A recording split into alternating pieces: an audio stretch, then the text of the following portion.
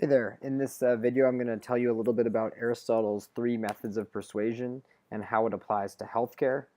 In my opinion, this is one of the most important things I ever talk about, and I usually don't share this in a web video. I'd like to talk about this stuff in person, but you know what? Today, let's talk a little bit about it, and if you have any questions, you, as always, can contact me down the road.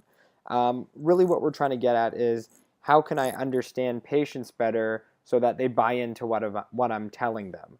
And you know that's really loose. So I'm going to kind of break it down a little bit more for you right now. So first of all, what's the goal?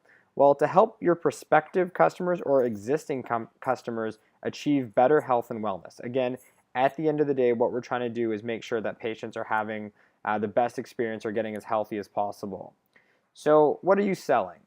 Well, you might be selling information. You know, if you're a dentist and you wanted to explain to people why it's really important to brush, you might be selling them information. You might be selling them expertise. You know, on your website, you might be listing all all the continuing educations you've done, all the different courses you're taking, because you might be trying to tell them, explain to them that you're the person they should listen to when it comes to this topic. You might be selling a lifestyle. You know, if you're in the fitness industry, you know, look at like Tough Mudder or CrossFit. You know, they're looking. You know, they're selling a lifestyle. And then mobility. Like if someone can't walk or can't move, you know, you're trying to get them to do their exercise. You might be selling them on the idea of mobility. So when you think of sales and convincing someone, I want you to focus on what you're selling them, but understand that your service or product is just a byproduct of what you're really selling, which is information, it's expertise, it's an idea, it's a philosophy. So you're not really selling a service or product, you're selling them on something else. And I'm going to explain that in a little bit more detail. I'm going to explain to you how you can actually accomplish that. Let's move on.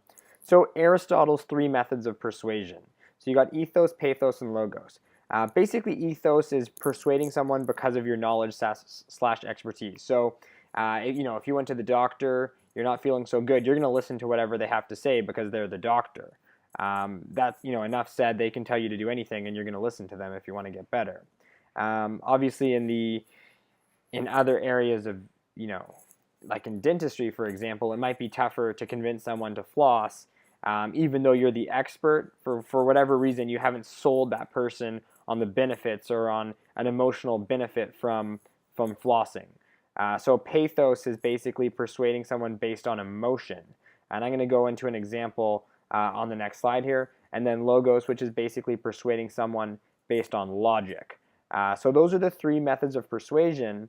And I want you to think about how you can use those different methods depending on who you're speaking to. So let's go to the next slide. Which method should you use?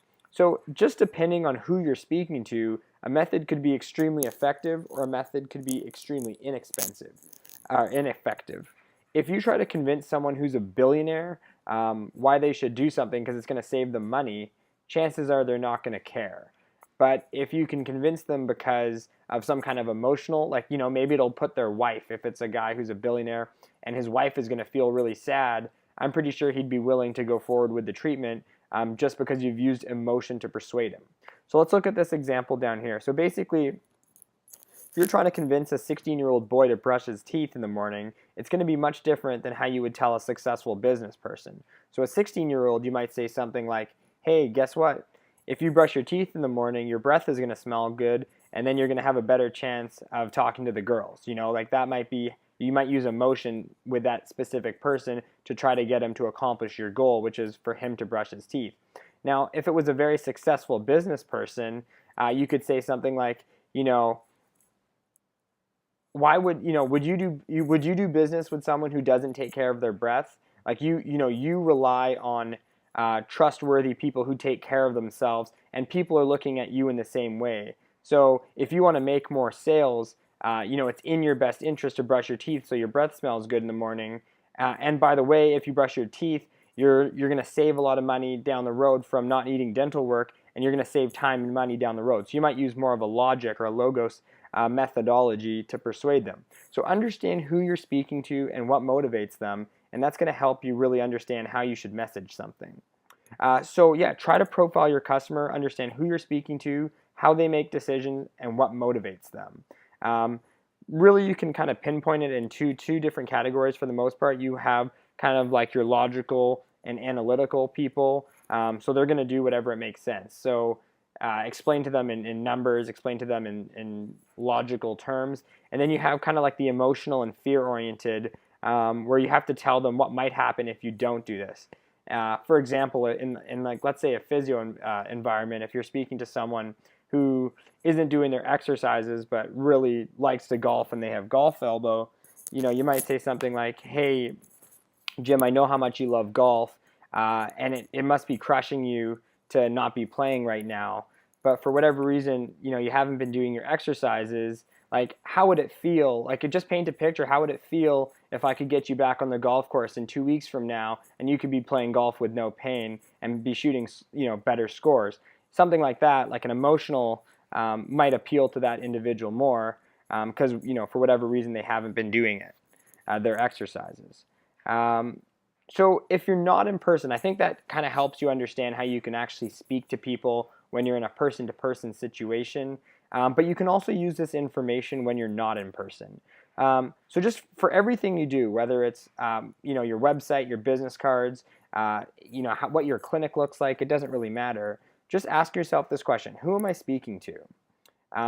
This is going to dictate the essence of your brand, how you language things. Maybe you use really formal, a very formal writing style if you're working with a more professional audience, or you might use a more easygoing writing style if you're talking to kind of more easygoing people, more blue collar people. So think about who you're speaking with and how you can effectively communicate to them, and I guarantee you're going to see better results. Now, if you have any questions, please feel free to contact me. My phone number is, my email is Nasheel, Nasheel, at connectthedoc.com. I know I went through that really quickly, but really pay attention to it and try to go back and look at what I was saying. Feel free to research different methods of persuasion and how you can kind of segment or profile different customers, and I bet you're going to find more success in your in-person sales as well as your online and offline sales. Alrighty, thank you so much, and I look forward to more feedback and more videos coming your way.